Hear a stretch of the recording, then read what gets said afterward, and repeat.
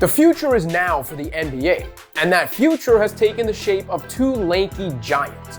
While calling Victor Wembanyama the greatest prospect in the history of team sports still seems like a reach, you should mostly believe the hype when it comes to Wemby and Chet Holmgren.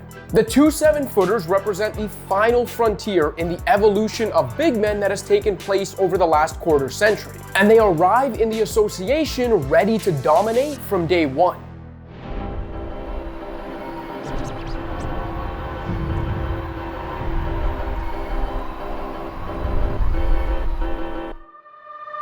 It's important to acknowledge how we got here, as well as the basketball trailblazers who forged the path Wembanyama and Holmgren now walk.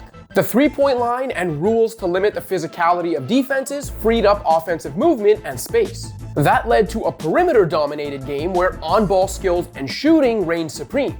In turn, defenses have had to evolve into more complex, more mobile, space-eating organisms. Over time, the league once dominated by paint-bound behemoths began to see its most impactful stars skew smaller, or at least smaller for NBA standards. And whether it was 5-out lineups, the elimination of centers as a designated position on all-star ballots, or positionless all-NBA teams, it felt like the game's true giants were becoming obsolete. Centers Nikola Jokic and Joel Embiid have helped buck this trend, finishing top 2 in MVP voting 3 years in a row thanks to a combination of skills few would have associated with 7-footers a decade or two ago. Whereas centers like Brook Lopez and Marc Gasol became stretch 5s later in life to prolong their careers, the next wave of giants is coming to the association having already spent their formative years honing and developing skills once deemed unconventional for big men.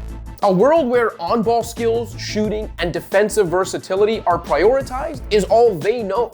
It was in this evolving basketball ecosystem and laboratory that Wembanyama and Holmgren were molded. It's alive! It's alive! It's alive! If players like Jokic, Embiid, Giannis Antetokounmpo, Karl Anthony Towns, and Kristaps Porzingis represent phases of the big man evolution spawned by legends like Kevin Durant, Dirk Nowitzki, and Kevin Garnett, then Wembanyama and Holmgren represent the pot of gold at the end of the rainbow.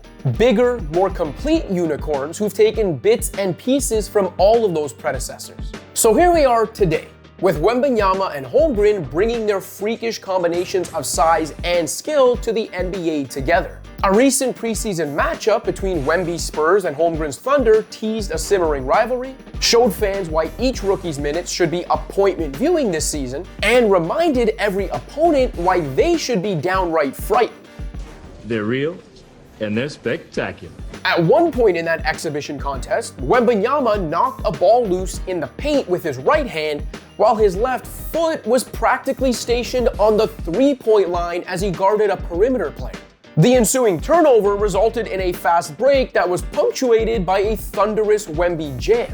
Meanwhile, Holmgren appears to be the more fluid on-ball player at the moment, pulling off moves no 7'1" dude should be able to perform this easily. Given Oklahoma City's rise over the last couple years and the team's potential to reach fringe contender status this season, Holmgren has the ability to make a more meaningful impact immediately. With All-NBA first-teamer Shai Gilgeous-Alexander, budding star Jalen Williams, and an improving 3-and-D support system, the Thunder are some big man skills away from completing this puzzle. And as versatile as Holmgren might be, he still checks those traditional boxes for OKC with his screening, rim running, and rim protection. You complete me. Wemby's Spurs are further away after a 60-loss campaign last year, but the 7'4" prodigy will fast-track their rebuild. Greg Popovich isn't signing a 5-year extension that keeps him on the sidelines until he's 79 years old if he doesn't think San Antonio has another chance to compete for trophies during that window. Of course, both players will have to stay healthy if they're to produce the maximum impact each is capable of. And at their size, that's far from a guarantee. Holmgren, who's approximately the same weight as Jordan Poole, has already lost an entire season due to a serious foot injury.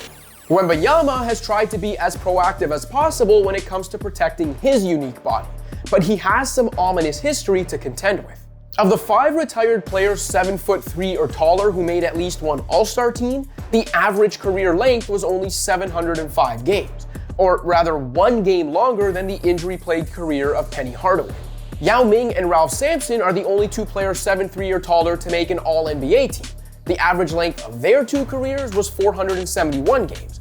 By contrast, the average career length of every other retired player that made an All-NBA team since Sampson debuted was 1,017 games.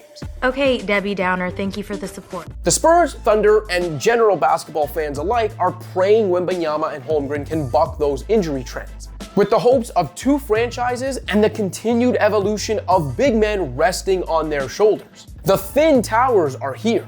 Now let's see how the NBA adapts to their presence and how the game evolves over the course of their careers. Thanks for watching. If you liked this video and want to see more content like this, be sure to hit that subscribe button.